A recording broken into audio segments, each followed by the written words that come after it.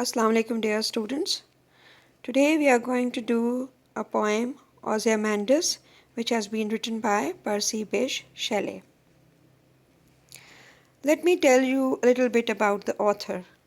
Percy Bysshe Shelley was born on 4th August 1792, Field Place near Horsham, Sussex, England. So he was an English poet and he died on July 8th, 1822 in Italy. He belonged to the Romantic age, and that is why he's called an English romantic. And he is known for his rebellious nature and revolutionary ideas, for which the Romantic poetry was known. He was a true romantic in spirit, challenging authority and power. His famous poems are Ode to the West Wind, To a Skylark, Prometheus, Prometheus Unbound, Queen Mab, The Cloud, Ode to Liberty, etc. Now I'll give you a little bit of an introduction to the poem Ozymandias, and in this we are going to discuss that from where the poet got this inspiration regarding the title of the poem.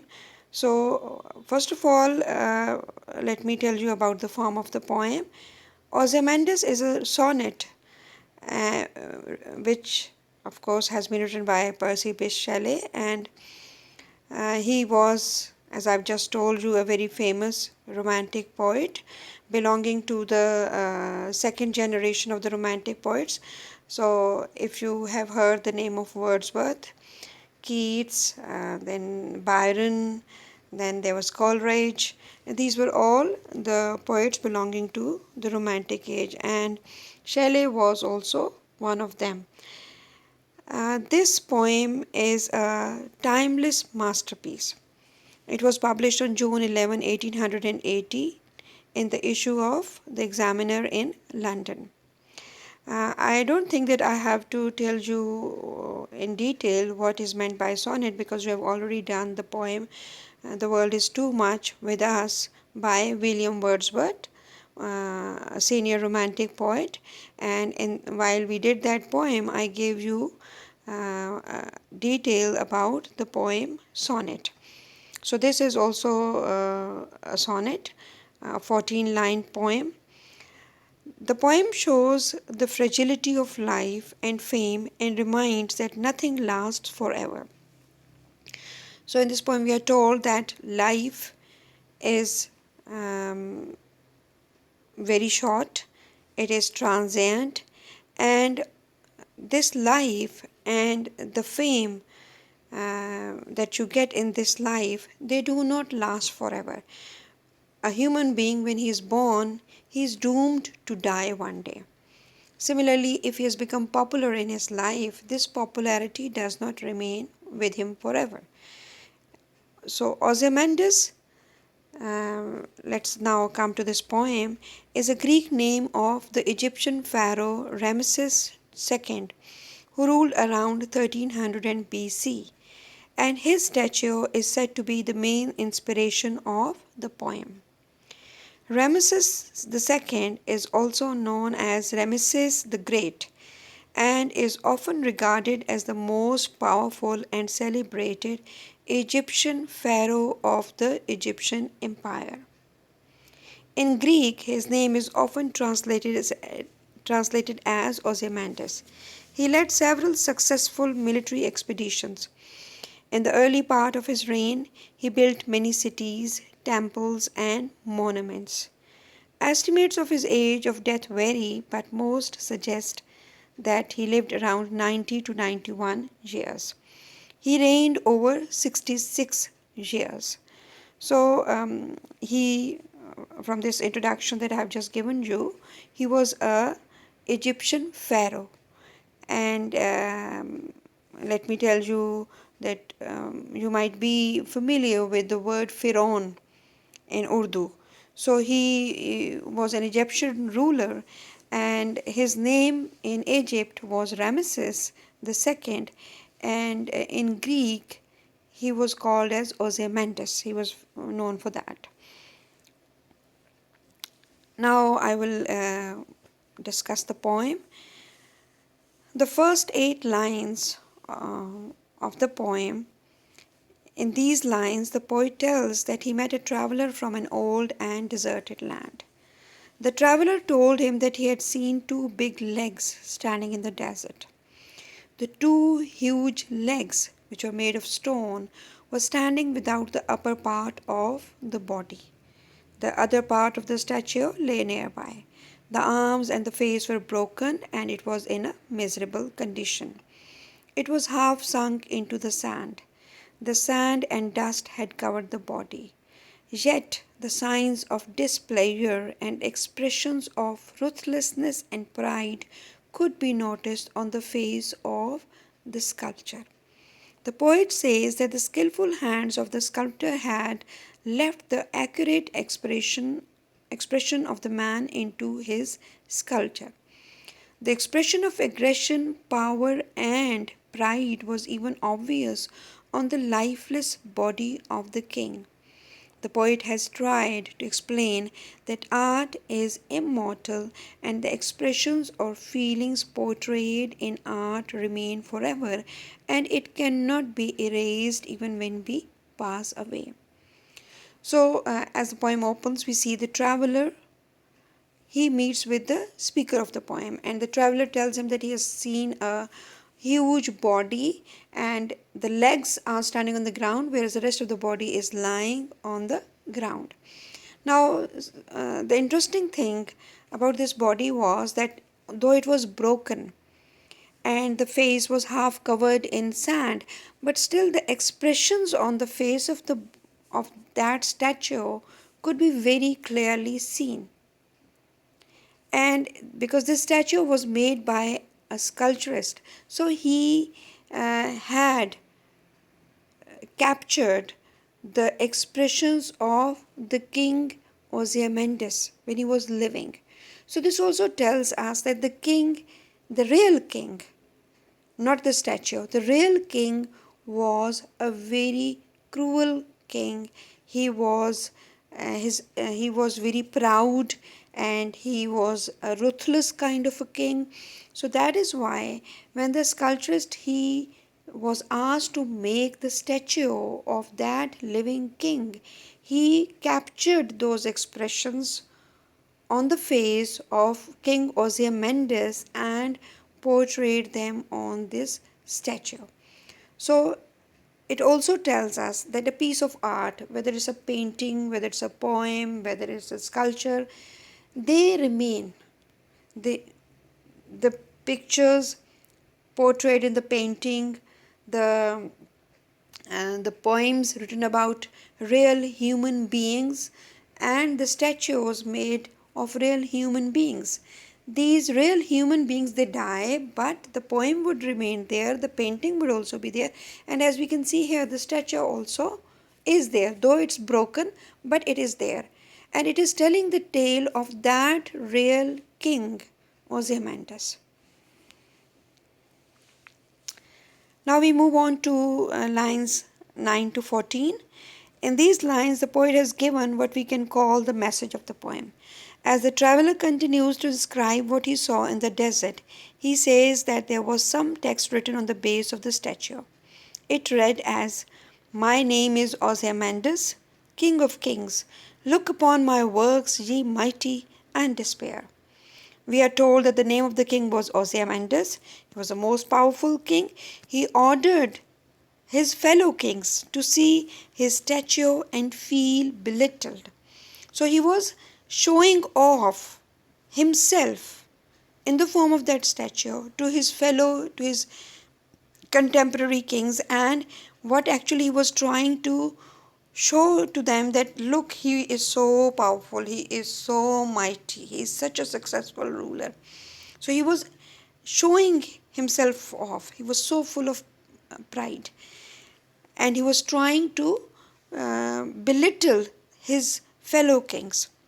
But the tragedy is that now nothing remains except a lifeless statue of the king. So that is the tragedy. That king Ozymandias, when he was living, he was boasting, he was so full of pride, and he was showing proudly his stature to people that look how mighty I am. But now what remains is a lifeless statue. The statue which is now there, even that statue is not complete, it's broken. Half of it is standing there, the other half is lying on the ground. The huge statue itself tells about the glory of the king, but now his huge and splendid statue has fallen the victim of nature. The broken pieces of the statue are disappearing in the sand. The sand is stretching far away, and the statue of King Ozymandias is getting a thick layer of sand on it. Even art, like statue, this statue is also slowly and gradually, it is also destroying, because half of it is broken. And with the passage of time, even the statue will not remain there. Now I will read the poem again, and I'll tell you the rhyme scheme of the poem and the important figures of speech here in this poem. So if you see here, it has got a rhyme scheme A, B, A, B, A, C, D, C. Land is rhyming with sand, stone with frown, command land, sand, command, they are rhyming with each other. Stone, frown are rhyming with each other. Then we move on to see read and read and fed. They are rhyming with each other, and we will see that D is going to rhyme with the following line in the next stanza. And these underlined lines, if you see here, whose frown and wrinkled lip and sneer of cold command. Here, this is personification.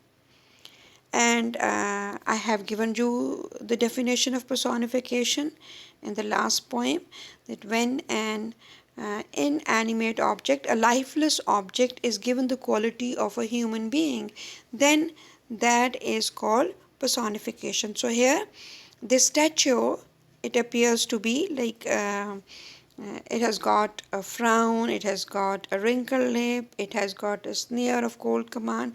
So here it's being personified.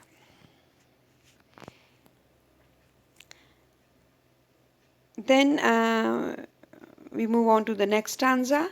Here you see that D is rhyming. D in the last stanza, which was things, is rhyming with kings here in these lines. So if you see, appear is then rhyming with despair, and decay is rhyming with away, and again we have bear. So appear, despair, and bear, they are rhyming with each other, and decay and away are rhyming with each other, and kings, the second line, is rhyming with the second last line of the last stanza. And the rhyme scheme here is A, B, A, B, A, C, D, C, E, D, E, A, F, E, F. And if you see here, again these highlighted alphabets, they are the consonants and consonant sounds. And when the consonant sounds, the same consonant sounds are repeated very closely with each other, then that is called alliteration. I had given you the definition of that in the last poem. So here, boundless and bare, so it's the B sound. Then in the last line, lone and level, so L sound. Sands and stretch, the S sound. So the purpose of this alliteration is to create music and rhythm in the poem. Now I would like to discuss the symbols in the poem. There are two important symbols here in this poem. Sand. Sand is a symbol for nature's power and also for time itself.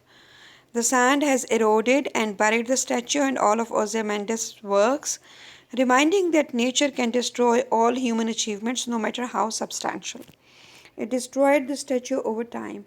Sand in an hourglass was used to measure time. So here Sand is also a symbol for time, which has similarly worn down and eventually buried Ozymandias' empire.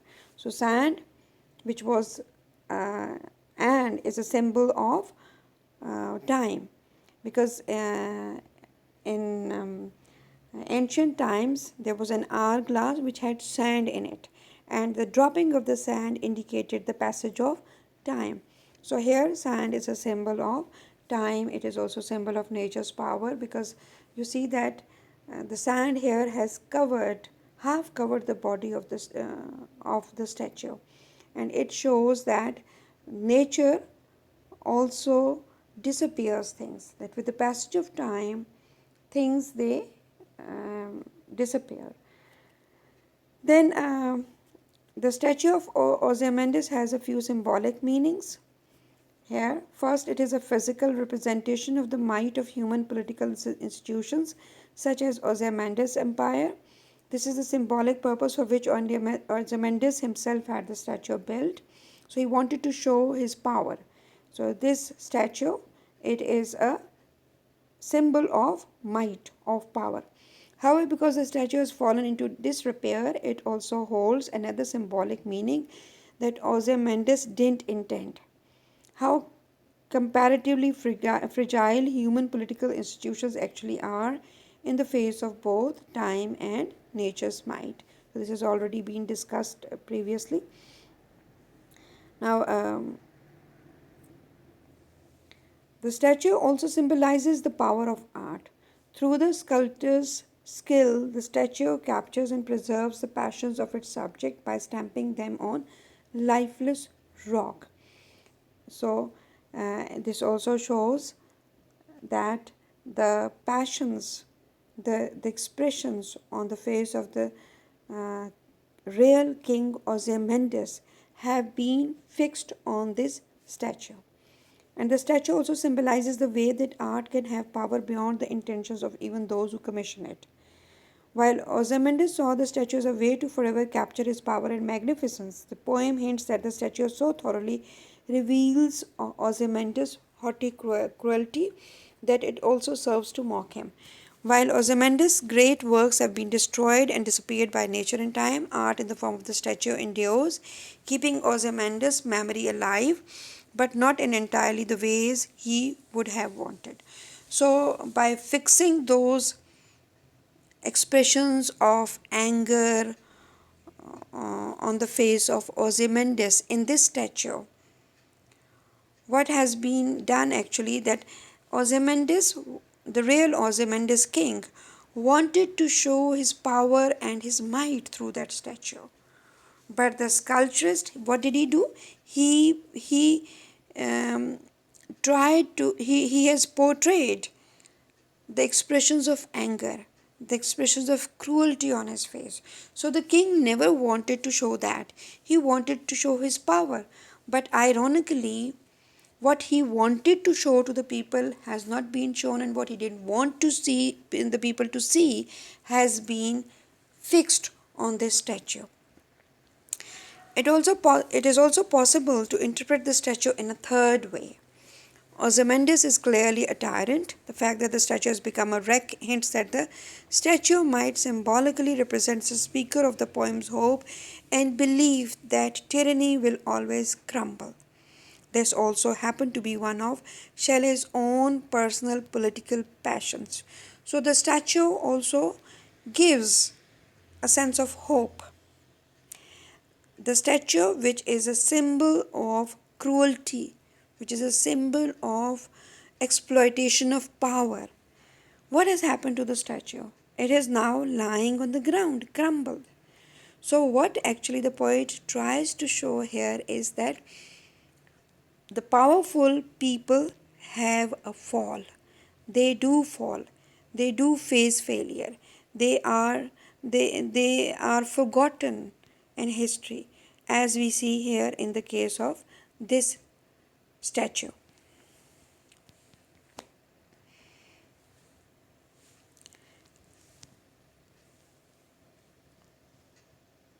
Now I would like to discuss the questions with you. What is the theme of the poem Ozymandias? So Some of the themes of this poem are transience, pride, then art and culture, man and the natural world. So I've already discussed these in the when we were discussing the symbols of the poem and in the explanation of the poem. So you go through these themes, and it's a kind of a detailed answer to the question that has been given in your comprehension questions. The second question: describe in your own words the anatomical conditions of the statue of King Ozymandias as portrayed by Shelley. The statue of Ozymandias is in disarray. It has two vast legs which are without a trunk. Its visage, that is face, is shattered and lying half sunken in sand. It has wrinkled lips, a frown on its forehead, and a sneer on its face, showing the cruelty that was there in its nature. It was a colossal wreck, revealing that though it was huge in size, but was completely ruined. What is the tone of the poem? The overall tone of the poem is serious, as the poet intends to send a serious message to the readers. As the poem has got two narrators in the story, one is a speaker and the other is a traveler, so the tone also changes as we listen to the traveler's narration. It is dramatic in the beginning and then becomes authoritative and finally mocking and serious. Question number 4. Throughout the poem Ozymandias, Shelley uses alliteration. Give some examples and show what purpose do they serve. Alliteration means the repetition of consonant sounds in a line. Example: cold, command, boundless and bare, lone and level. And here C, B and L sounds are being repeated. The purpose of alliteration is to create a rhythmical effect in the poem. Describe the rhyme scheme of the poem. The poem is though a sonnet, but it does not follow the set patterns of sonnets. Therefore, it breaks free from the traditional sonnets and rhyme scheme. It has a rhyme scheme of A, B, A, B, A, C, D, C, E, D, E, F, E, F. We have already discussed these things while I gave you the analysis of the poem. Describe the imagery of the poem. What sort of picture does it evoke? How much the imagery contributes to the tone of the poem? The poet has used the power of imagery to create strong and vivid images. We are first made to see the huge, trunkless legs of stone, the frowning, wrinkled face, half sunken in the sand, lying apart from the body. Then, with the power of pen, the poet also shows that certain words are inscribed on the pedestal of the statue. The huge figure of Ozymandias, which he had ordered to be made by the sculptor in his own life, now has become a wreck, completely insignificant as compared to time. The imagery is so strong that it also enhances the tone of the poem. The image of the huge statue lying crumbled against the sands of time makes the tone serious, sending us the message of man's powerlessness against nature. Question number 7. The inscribed lines on the pedestal of the statue have ironic overtones. Explain the implied meaning of these words. Irony as a literary device is a situation in which there is a contrast between expectation and reality. So it means that what you are expecting and what you really see, that is what is called irony. For example, the difference between what something appears to mean versus its literal meaning. In this poem, the lines written on the pedestal of the statue are ironic. My name is Ozymandias, King of Kings. Look on my works, ye mighty in despair. So these lines are there on the foot of the statue. When the statue was carved by the sculptor, Ozymandias had made him inscribe these words on it. His intention was to show his power, glory, and might to his fellow kings and to remain in history forever.